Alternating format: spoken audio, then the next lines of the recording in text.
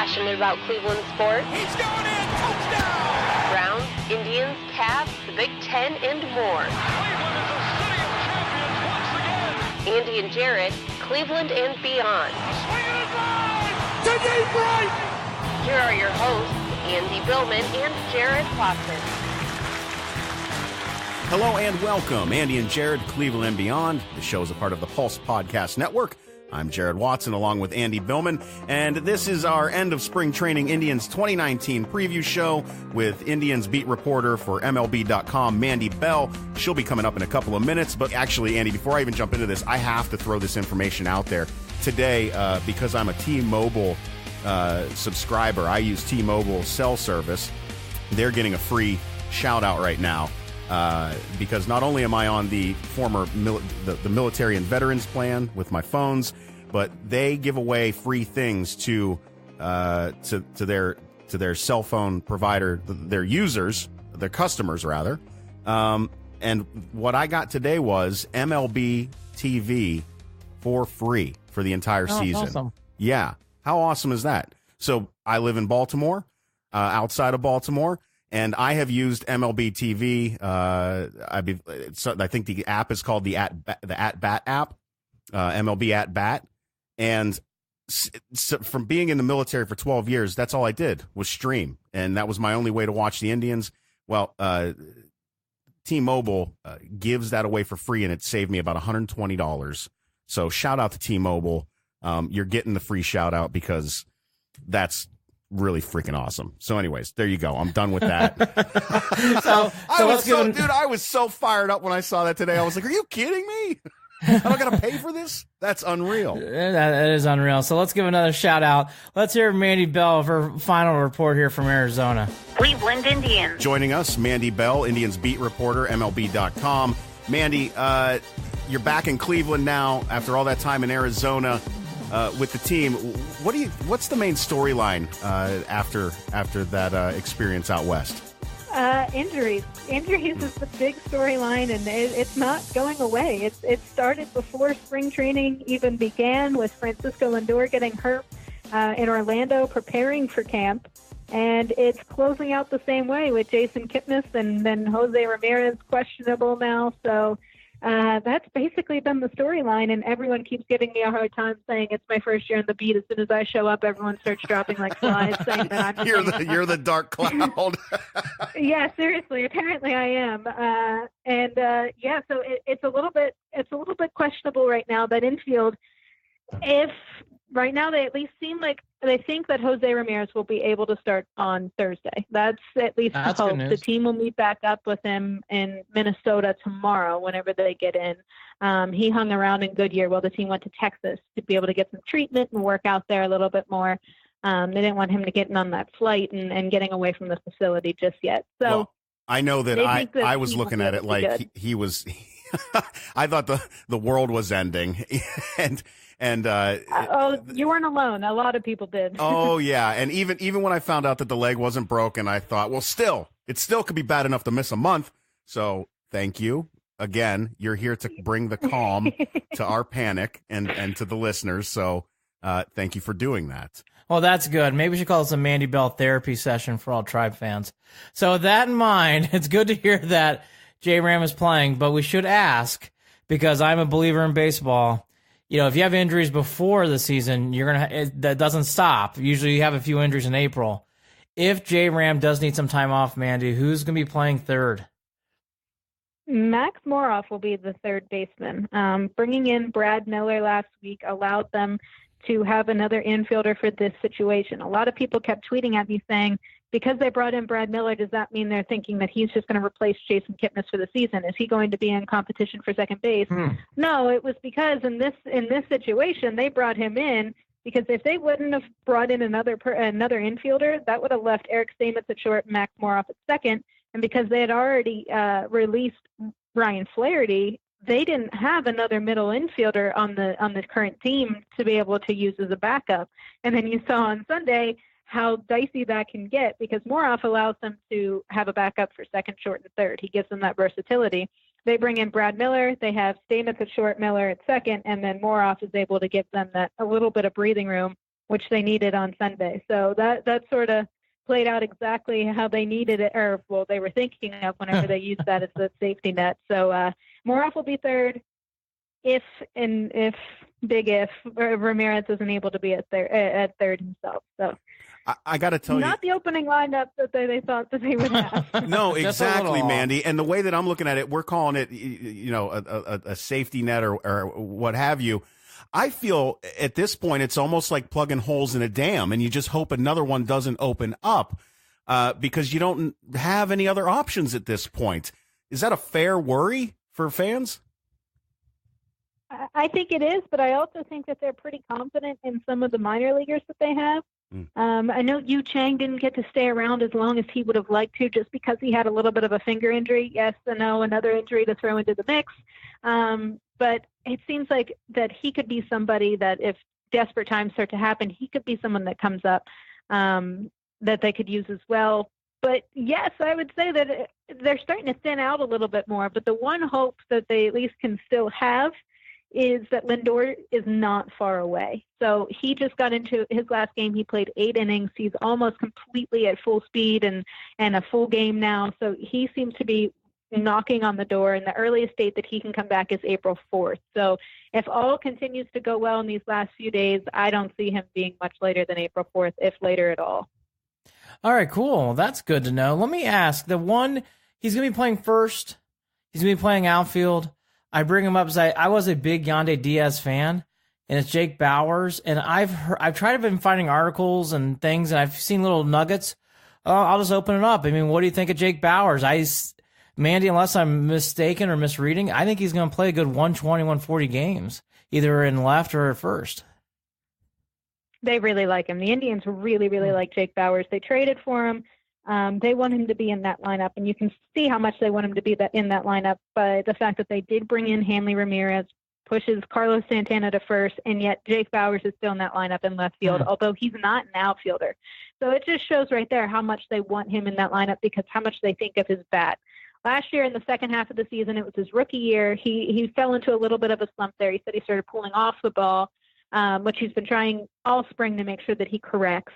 But the power potential that he showed, he could be a 20-plus home run year. That's the potential that he showed last year, and I think the Indians truly believe that he could have that pop as well. So when you start looking at this lineup, especially right now, whenever they're a little bit more thin than what they would like to be, he's someone that they would really, really like to see in that middle of that lineup to bring some pop from his bat, bring some power, have some runs scored. So I think that they really, really like him, and I think that he'll be able to provide what they're looking for. I'll tell you what, that's great. That's what you need because, I mean, I think Yandy was about ready to break out, so to hear that Bauers is there too is a good thing. All right, so the new mystery man, I mean, this seems to be the Indians' new thing. Matt Joyce, take care. Carlos Gonzalez in. Carlos Gonzalez, I haven't really seen much or heard of, so again, I'll ask you, I don't think you've probably seen a lot of them, but what is Cargo going? And, what is your sense? Is he going to be playing late April, early May, something like that? Yeah, his opt-out date is April 20th, so it will be decided before then whether or not he'll be called up, and he will. He just needs some time. He said whenever he got there, said that he had been hitting off of batting machines and in cages and all that stuff over the off season, but it's not easy for hitters and position players to get the same kind of work at home like pitchers can do. Pitchers can still throw and get the same routine in that they typically would if they were at a facility, but position players aren't as able to do that just because they don't have people to just go out and hit them fly balls, and they can start running the bases and doing things as easily as they could at a facility. So when he got down to Goodyear, he said that he just needed some time, and the Indians knew that he needed some time. So he's going to be staying in Goodyear for a little bit longer. Eventually we'll get up with Columbus and start working himself out as much as he can, and by April 20th, he'll be up with the Indians. Mandy, we know how good the starting rotation is with this team, but at the end of the day, we still have to put runs on the board. I worry that, I don't know, are they going to do what Tito's teams have done in the past when they have an possibly offensively struggling team, really relying on the small ball, the stealing the bases, the laying the bunts down, the base running awareness? do the injuries and their lack of depth right now really add to that pressure to really pay attention to the small ball stuff that's going to get them any run that they can possibly get? Oh, for sure. Francona was even saying at some points this year, he's been asked by the media a couple times saying, I mean, how important is it now? Not that it wasn't before, but just focusing on those first to thirds and just making sure that every little thing is happening. And he said, yeah. And he said not to say anything like negative about like Edwin Encarnacion or anybody, but he thinks that this team has picked up a lot of speed. So he thinks that that's going to be important, obviously, being able to pick up a couple more stolen bases, making sure that base runners are going first to third, just small fundamental things that maybe fans don't focus on as much at this level as you would like in Little League and high school and different things like that. So those little things, small ball, will play a huge role in the Indians offense this year. I mean, there's no hiding the fact that they lost some big bats and a lot of RBIs from the team last year.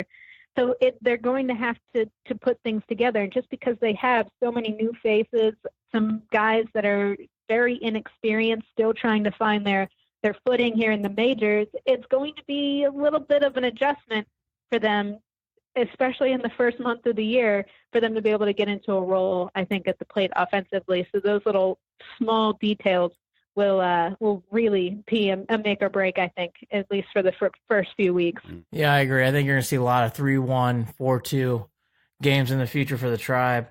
So let me ask you, it's a magical question because you said it's right. It's the injury list.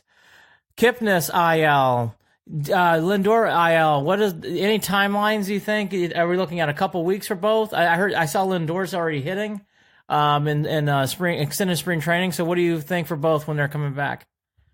Yeah, Lindor will be back right around April 4th. So he will not be very long, just missing like those first, I guess that would be like the first 2 series of the year. They just needed to get him just a little bit more time to get stretched out to doing a full game at the minor league level, which he's already done 8 innings. So he keeps hitting home runs, I swear, in every game. Every game it comes back, it's like either 1 or 2 homers each game. He seems to be completely okay. And when we talked to him before they made the decision that he would open the year on the injured list, he seemed ready to go. He keeps saying, the only thing left for me to check off is playing in a big league game. He's like, I'm fine. I played today at almost 100%. Like, everything is fine. I'm sprinting. I feel great. He kept saying that everything feels great. So I think he is ready. He's itching to get back. They were just worried. I know they said that weather doesn't play a factor, but it sort of has to. You're opening up in Minnesota, then coming to Cleveland, and not the warmest areas in March and April, early April. So it isn't? Minnesota's not the warmest areas in March? Come on. When I think of sunshine in March, in late March, I think of Dairy Queen and in Minnesota. So I think that they just maybe wanted to get him a few extra days just to make sure, because the last thing they want to do is rush him back and this be a nagging injury all year. That would not do anyone any good. So as long as they make sure that this thing is completely gone, which it seems like it almost is, at least from Lindor's perspective, I think everything will be good from there. So I think he'll be back around the 4th. And then Kipnis, there's no set date. I know that they tried to shut him down for like 7 to 10 days. And I think Francona even said this morning that Kipnis had gotten back on the treadmill a little bit. It's just tough because it's a calf strain again, just like Lindor had. And you saw how long Lindor's took. He's been out since February 6th.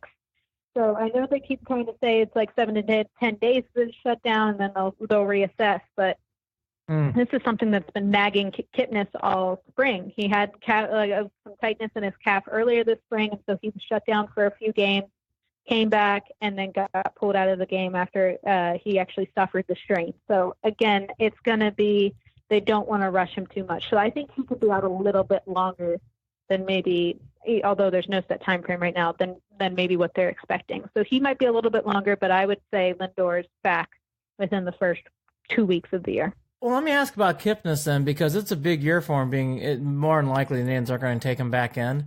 Does he seem like it has to be frustrating for him, right? I mean, he seemed like he was really focused coming into spring. Do you get a vibe that he's just kind of bummed out that he's going to be sitting out the first couple of weeks or maybe more? Yeah, definitely. I think that's the only way you can explain it is bummed out. It's a frustrating process. He said a couple times he just sort of have to listen to your body. And I know whenever he had the first tightness, he had tightness in his calf, and then he had tightness in his hip flexor before that kept him down for a few games during the spring. And he's like, you just sort of have to listen to your body. It's just like, if I was in the season, I'd be pushing through it, but because it's spring, there's no point. I just want to make sure that I'm healthy enough to get through the spring. I want to make sure I'm healthy enough to get through the spring. And then all of a sudden you get to the end of spring and then he's not healthy enough. So it's a very frustrating feeling.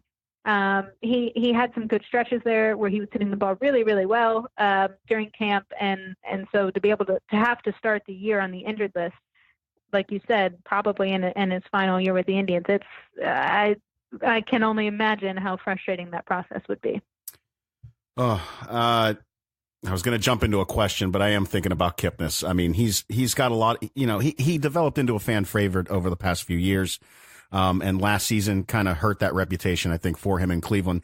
He sensed that. I think that a lot, all of us out there are hoping, that he can really, turn it around a bit as he possibly walks through the doors, the last time and heads on out at the end of this season and leaves Cleveland. So, but Mandy, to jump back real quick, and Lord knows we don't want to get into all the drama, wink, wink, but opening day starter announced.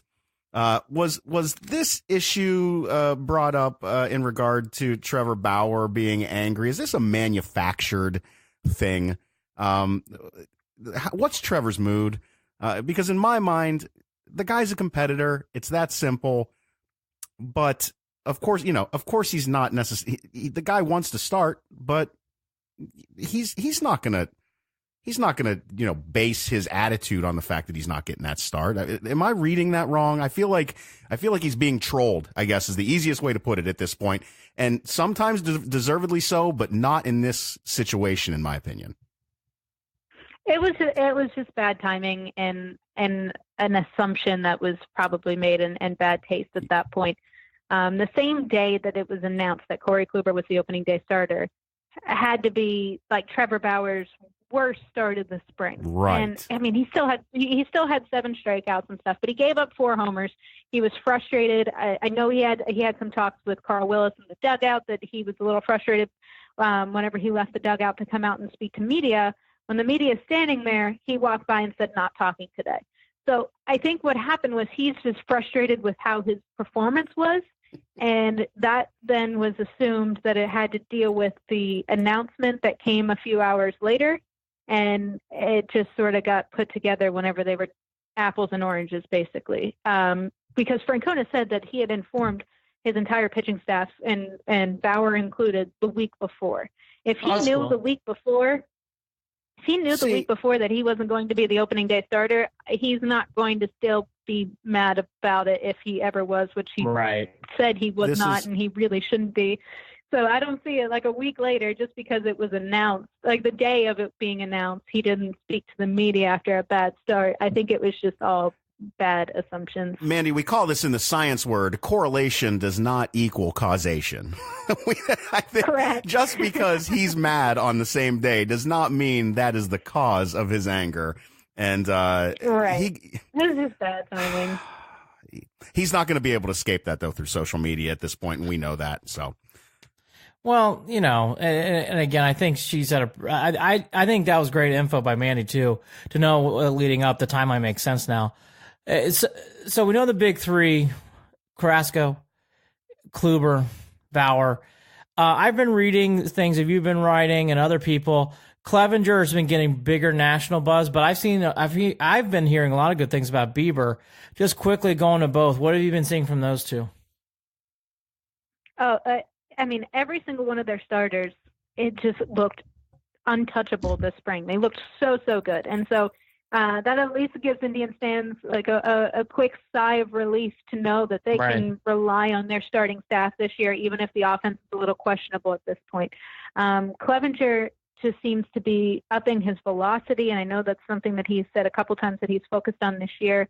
Bieber's changeup, he's put in, you can see how much work he put into that over the off season. And it's really shown throughout the spring about how well that pitch has developed for him. And just even Francona's been saying this too, just having a year of experience under your belt as a young kid in the majors coming back this season, Francona kept saying he's not bigger, but when you look at him, he just looks bigger. He looks like he's walking around with a sense of confidence and strength about him that he didn't have last year. I mean, this was his first big league spring training. They didn't even have him in big league camp last year. And he came up and he made the impact that he did and worked his way into breaking the season as the fifth starter in this rotation. So it was just a little bit of a different taste for him this year, just because he did have that comfortability about him. So yeah, I think both of those factors going into it for him, especially, he's set up to have a breakout season this year. And so many people are talking about it, and there's so many expectations for him at this point, but I think he's going to live up to it. All right, Mandy, put a bow on this. After everything in Arizona and what we're looking at with their starting rotation, with the uncertainty in the infield, with still some questions in the outfield, with the injuries, is this Indians ball club still the team to beat in the Central, and are they going to be able to hold off the rest of that division, the rest of those teams? I think the Twins are going to give them a little bit more of a run for their money than what they've had to deal with in years past. But yes, I do think that they have enough. I think with the rotation that they have, I think that will help carry them to still be the top contender, the team to beat in the Central this year. So I do think that they will win the division. That's what I think too. That's exactly what I think. I think the Twins aren't going to win it, but boy, I think because of everything the Indians have with new faces, I think it's going to be challenging. More challenging than people think. At Mandy Bell 02 on Twitter. Give her a follow. Read her articles. Indians beat reporter Mandy Bell, MLB.com. Thank you so much once again for coming on and giving us these updates. Yeah, thanks so much for having me. So I think the big things to take out of this, Jared, was obviously the timeline that Mandy put together of Bauer. Sounds like that wasn't a sudden surprise. How great is that? I mean, that just is great tidbit. Wow. You make the assumptions, and nope, that's not how that went down. Yeah, no names, please, but that was definitely a big tidbit there. And then I think the other one, too, that really came out of that was Jake Bauers. You and I talked about it on the last podcast, and it sounds like Jake Bauers did have a nice camp, and it sounds like they're expecting big things. He did play well the first half of the year for the Rays.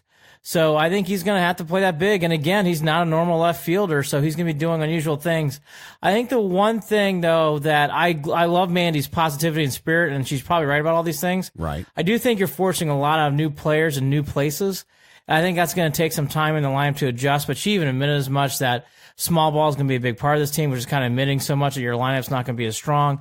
The other thing, too, that you and I talked about with her offline that I want to bring up to everyone, the catchers, Roberto Perez did hit 275, which is good for him in spring. Yes. And Pilecki, she mentioned to us off air, really came on strong. So Pilecki and Perez both played well in spring training, which is good. Anytime, and I'll reference right back to the Jake Bauers stuff. Anytime that I hear anything in reference to the output of runs, any of the discussion that has anything to do with a positive look at the offense and where they're going to get these runs from, small ball clearly is going to be important, especially when we're talking about the younger this team is, the more important that's going to be, which it's almost contradictory because that's a lot of pressure to put on those young guys, but it makes them scrappy, I think. You know, they can get a little, they can develop a little personality out of that.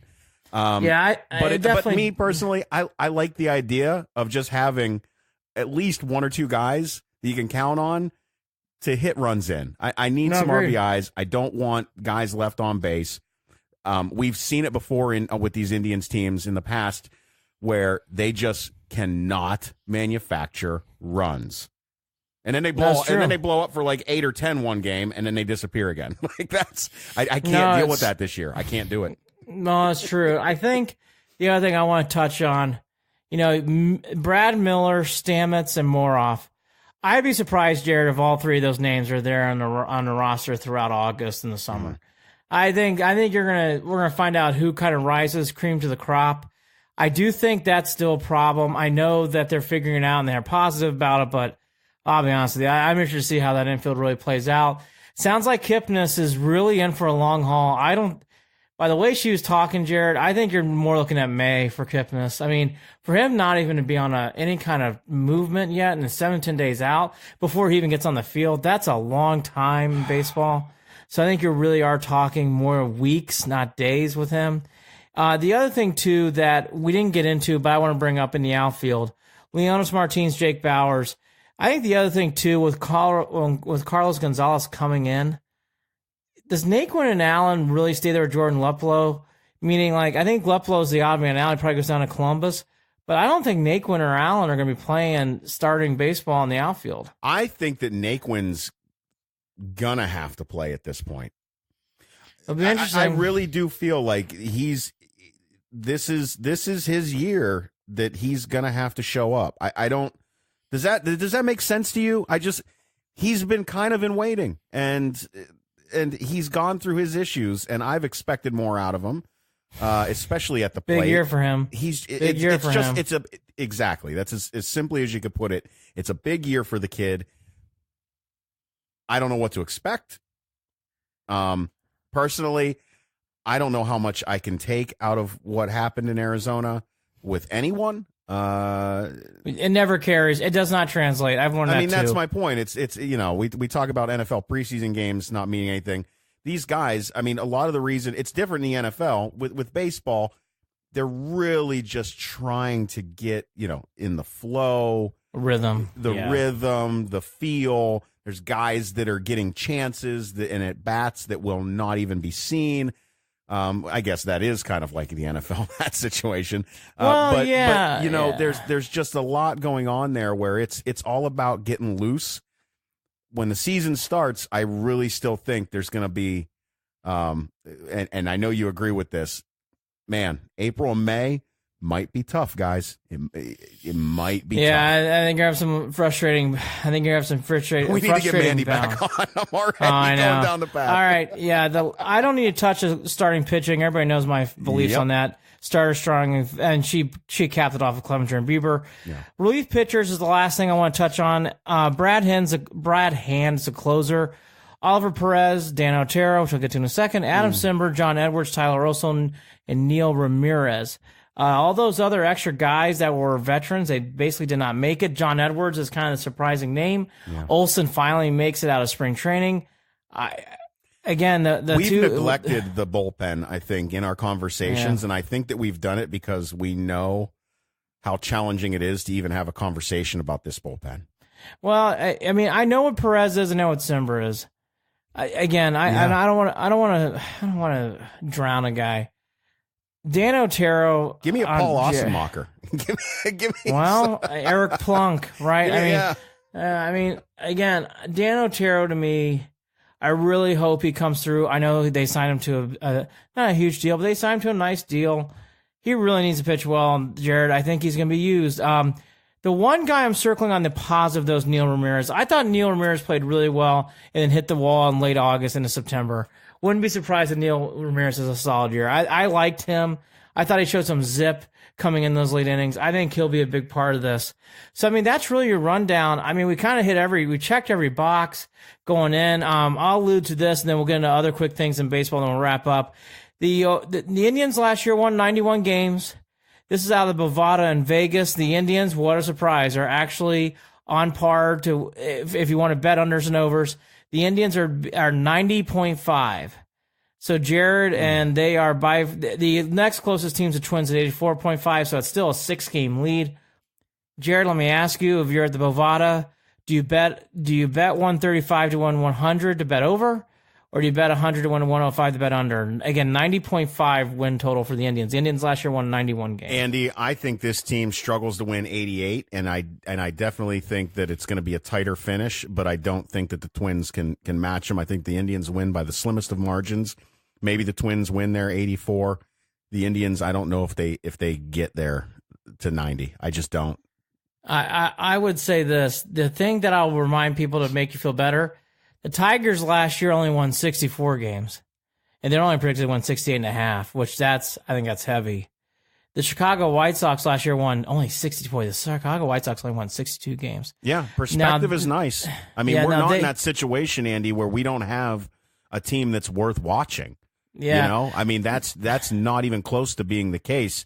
I think a lot of the complaining is coming in because we realize, again, that window of opportunity feels like it's closing slightly this year. Slightly might be well, not the best word. It's coming quick. But it's coming quick. And you've said it before too. 2019 is rough. 2020 is set up pretty nicely. I like 2020. I like 2020 a lot. You know, yeah. I want to like now. You know, I want to live in know. the present. I follow existential philosophers and psychologists. No, I want to live in the present, and this team needs to do better than the 88 wins I'm predicting. No, I hear you. So here's my thing. I would not bet money on this. This would be not one of my 6 predictions for under-overs. I would stay away from the Indians' numbers. I think 90 is about right. 90, 91 is about right. I think 90.5 puts it too high. I think it is. It is high. The Indians, though, finished the year strong with Francona, and I think that's what's going to happen here. I think they'll make a trade. Jared, I think this division outside of the Twins is bad. I know people. Well, the it's Twins amazing. pitching's still a mess, right? I mean, we're not. It is a mess, Right. and the only team that I'm very surprised I don't understand is the White Sox. They see a 12-game improvement, 74.5 wins. That's a big improvement in baseball. I just don't see that as much. So I think the Indians are right there. If I had to choose, gun to my head, I think it's doubling down. I think they get 91 wins again. But to Jared's point, I don't think it gets much higher than 92, 93. I really think 91 is right there. 90.5 is a great number. No, you're not looking at a 95 win team. No. And not I mean, this year. and barring something crazy happening, like I said, you can develop a little bit of an attitude with a scrappy team that, you know, the lower. I don't want to say lowered expectations. The expectations are high, but they're a doubted team right now within the fan base. You know, no, they really are. Here's a couple other things from around baseball. Then we'll wrap up on the Indians. I'm going to post 6 under and overs I like, but I'm going to give 2 away. That I just teed it up. The White Sox are at 74.5 wins. I think that is a strange number. I'm picking under for the White Sox. I love that number under. I think the White Sox are crap. I don't understand the hype. And that's been like a thing in baseball. Oh, look at all these young, shifty players. I just don't see it. I think that White Sox number is low. It should be, I mean, it's high. It should be lower. I mean, that's a 12-game difference. So I really love the White Sox under. I've watched a lot of Indians games over the last 2 or 3 years. I've seen nothing. Jared, am I missing it? Outside of Abreu at first, I've seen nothing from the White Sox. Nothing. Nothing stands out about that team in the last 2 or 3 years. That gif in my head with the dude looking at the laptop. Yeah. Saying trash. Yeah, I just don't. There's nothing to be. Nothing. No. Look at how we're having this conversation, Andy. The Twins are the only team we talk about, and that's only because they can put up numbers at this point, theoretically. But that's not going to happen every day, and it's definitely not going to happen against our rotation. But I will say this is where the importance of our bullpen comes in. Mm-hmm. Lord knows you want to limit those innings, possibly. So I'm worried about the Twins. But you're right. White Sox, there's nothing there. There's nothing there. If Nothing you to worry want, no, I think that number is off. I think it's way off. I don't think, like, if they said 69, I'd be like, oh, I'm kind of buying it. But 74, that's a 12-game improvement. That's a large improvement. The other one too, I think the AL East is a strange division because I think you really got 2.5 clubs and 1.5 club being the Rays. I think the Blue Jays and Orioles have a really big chance of both losing 100 games this year. I think they really both do. I can tell you here that the talk locally in regard to the Orioles is it's like the 7 stages of grief, and right now they are on acceptance. I'm not sure. You think I'm kidding? That's exactly well, ready what for it this? is. Well, ready for this? This is an amazing number. The Orioles last year won 47. That's amazing in baseball. They only won 47 games. What? 4-7. 4-7. Yeah. The Orioles this year, what do you think their number is in Vegas, under over? You can't tell me it's lower than that. 59.5. Jared, for an under over, I don't ever remember seeing a 5. God, that's Andy, I don't know that they can come. I almost feel like that number might be more egregious than the White Sox number. So I'm going to take the Orioles under 59.5 because I knew you'd confirm my thoughts. Because I said, I know this is going to sound strange. I actually think they go under too. Oh, my God. Bless. The Orioles are terrible. And I'll tell you, I'm going to think about some more. The Blue Jays at 74.5 sounds high to me too. I think they're in for a long seasons. Some other numbers I'm debating when I look at this. The Padres are at 78.5. That's not a big number, but again, it's a 12-game difference. That's a huge swing in baseball. The Phillies are now at 89.5. That makes a lot of sense with all the signings they did. The interesting number is the Mets at 85.5. I like the Mets. I don't know why. I think they're better when people think. They're just in the wrong division. And the only other numbers that really stick out to me, the Royals are at 69.5.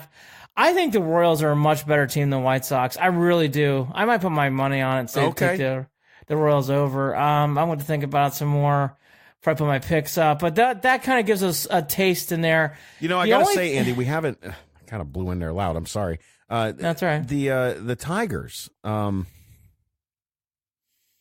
at 68.5. They won 64 games. The only reason I bring it up is because we haven't even. It's strange to not talk about a Detroit team. It's still strange. They're bad. They're really bad. Right? I mean, tell me. I think they finished last. Honestly, I think if I had to rank the last three teams, I think the Royals finished third, the White Sox fourth, and the young Tigers lady, are bad. The young lady who voices all of our sounds on this podcast is a state up norther and a Detroit fan, so I feel bad for her. And I do too. Yeah. But that, you know what you do? You get one of those deep dish. Detroit has this great pizza. It's like Chicago deep dish. Oh, it's right there in Greektown. One of our advisors go gamble a little bit. I need to go up there. I haven't been up to Detroit either. Detroit, yeah, Greektown's awesome. It's right beside the park too. So it's all good stuff. But those kind of gives you an ideas. I mean, I think the things to watch, and we'll wrap up on the Indians. I think the big things to watch are the Phillies for real. The Nationals are at 88.5. I think both the Easts, NL and AL, are very interesting this year. I think the one thing that has really popped out to me, Jared, the Yankees already have injury problems. The Indians and Yankees are in the same boat. They already have injury problems and the season hasn't started. And for all of the winning and success, the Red Sox have little to no buzz coming into the year, and that's amazing. I mean, Boston won the championship, and Jared, I live in this part of the country, and you don't even know it. Well, part of that has to do with the fact that Gronk retired, and everyone's freaking the hell out. That and the Celtics. Yeah, that and Kyrie, and oh boy, we can jump into that. I don't know if you want to do it tonight, but that's a whole other issue. In ready regard for to this? His moodiness. Let's do 1 minute. Kyrie Irving later in life is going to regret what he's doing. Absolutely. I don't want to speak first for him. Of all, I hate speaking for people, but I really thought about this today, and I couldn't wait to talk to you about it. He is either lying to himself or not self-aware whatsoever. I know. When I hear the comments of coming to Cleveland, that 2016 stuff doesn't mean anything to him. That doesn't resonate with him. You're full of shit. You're either full of shit or you're not even self-aware enough to realize, you're either lying to yourself or you're lying to us. It's one or the other. Jared, I don't know. I have nothing else to follow up with. I completely agree. It's a bunch of shit. You're a guy we would hang. Kyrie, listen real quick, buddy. Your jersey would be hanging from the rafters sometime around the time you retire.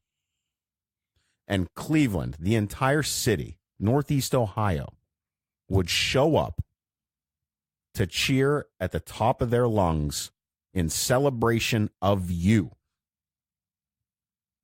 And you just don't seem to get that. Yeah, he doesn't want it. He has put, and by the way, he doesn't even not just want it. He's pushing with both arms out extended. Like, he wants nothing to do with it. Oh, yeah. You know what? Including when it comes to playing the Cavs. He won't even step out onto the court. I don't know. We could do a whole podcast on it. We may need That's it. my point. That's how you can tell that that he's either lying to himself or he's lying to us. That's how you can tell. Because you're either avoiding it or you're afraid or you're trying to act tough. All three reasons suck. So, sorry for being harsh on you, Kyrie, but that's where I'm at right now.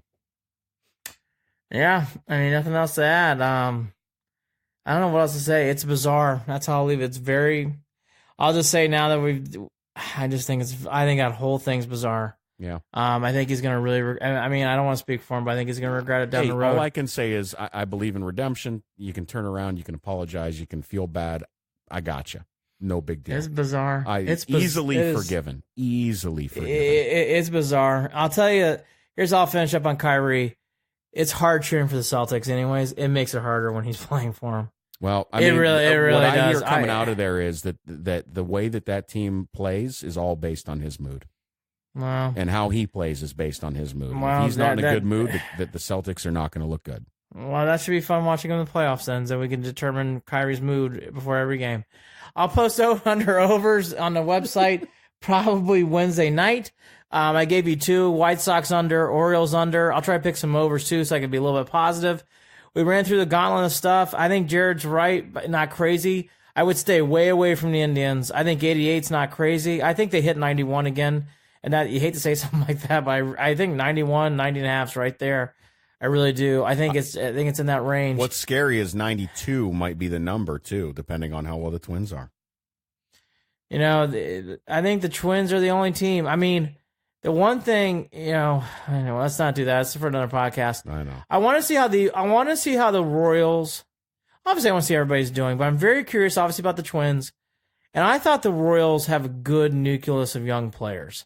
It doesn't mean they're going to win a lot of games. I don't think they are, but I think the Royals are not as far away as other people think. That's how I'll leave it. So I thought Mandy Bell was great as always. She gave some really good tidbits. I will say there's a lot. I feel better after talking. And again, I'm excited to see Jake Bauers, and I'm excited to see Shane Bieber. I've been hearing great stuff about Shane, and I think that's going to be exciting to watch.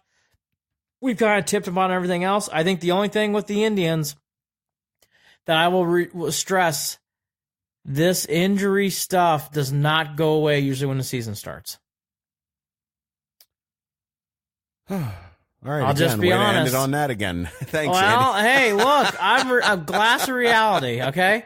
You're going to win the division, but I'm telling you, all right. Most times there are injuries in April, okay? So, when you sip your morning brew when you're listening to us or your late night call at the bar, just remember, it's going to be okay. But there are, Jared, I wouldn't be surprised if the Indians had a couple more shoes to drop on the injury level. Well, let's do this. We've been looking at, let me end it on this happy note. We've been looking at almost a half a decade of really nice baseball. Some really good, fun baseball to watch. Good. And I am grateful for that, and I think it's going to continue. And whatever happens this season, we're going to weather it. We're going to weather it either way. We do it all the time. We're Cleveland. We're Cleveland fans. You know that we can bitch and complain and piss and moan, but it's all out of love. And I think that this team, what we're doing right now is cathartic. It's therapeutic. You need it. I need it. We all need it. And we'll see what happens with this team. Hey, look, Jared's right. Exciting baseball. Get your Stammet jerseys ready. It's going to be cool. Maybe I will. Maybe I will, Andy. I mean, seriously, maybe I will. Why not? Usually I only wear jerseys that say Watson on the back. But the over-under of Jared Watson getting a Stamets jersey is 0. So I will take the under. No, and I need a new Indians jersey, and the only one that I'm getting is a Jim Thome jersey, so that's that. Right there you go. But no, Jared's right. The pitching staff's wonderful. Bieber's exciting. They're going to win the division. It's not going to be as easy, but they'll win the division. And, it'll be great to see the frozen tundra of Minnesota on Thursday. It'll be fun. At CLE and Beyond. At CLE and Beyond. That's our Twitter handle. Facebook.com/Cleveland and Beyond. Website, andyandjarid.com. ClevelandandBeyond.net. Pulse Podcast Network. Trying to lay it all out there right now. It's hard for me to remember when I don't write it down. Lord knows. I should probably write it down. You hit all the key things. I'll end on this note. And this is not on the Indians on the field. The next podcast, we will dive into the Dolan article in The Athletic. Yeah. It has not been forgotten. That will be the next podcast. We'll go deep dive into the Dolan article in The Athletic. Thank you for that, because I think that I don't want anyone thinking we ignored it. We're not. We're not. I'm actually still reading that article, to be honest. I haven't finished it. No. We will dissect it towards the weekend, getting closer to basketball, or maybe a little bit after. But that is coming. So again, the Indians tip off. They throw off in Minnesota. Jared's gonna go lay down. I am too. It's been a great run today. Thanks again to Mandy Bell. Day. And she's at Mandy Bell. What is it at? What's her Twitter? It's at Mandy Bell 02. At Mandy Bell 02. She knows her stuff. I love having her on. I know Jared does too. She knows her stuff. Follow her. Go to her. She does great stuff for the Indians. He's Andy Billman. I'm Jared Watson. Andy and Jarid, Cleveland and beyond. Go Tribe. It'll be all right. Talk again soon.